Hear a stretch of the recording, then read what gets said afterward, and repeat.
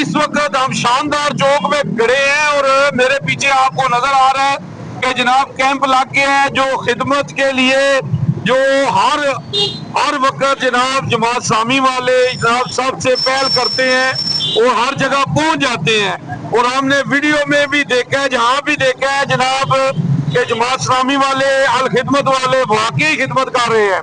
तो जनाब आए इनका साथ दें। और हमारे साथ हैं जनाब जी, क्या नाम है आपका? रहमान जी जी, क्या मैसेज देंगे आप? हम लाए हैं कश्ती तूफान से निकाल कर, हम लाए हैं कश्ती तूफान से निकाल कर, मेरे बच्चों इस मुल्क को रखना संभाल कर। इस वक्त कश्मीर और खैबर पख्तूनख्वा का बेशतर हिस्सा बादल फटने की वजह से ज़ेर आब आ चुका है। वहाँ पे लोगों के घर तबाह हो चुके हैं और बड़ी तादाद में ख़वातीन जो है वो शहीद हो चुकी हैं।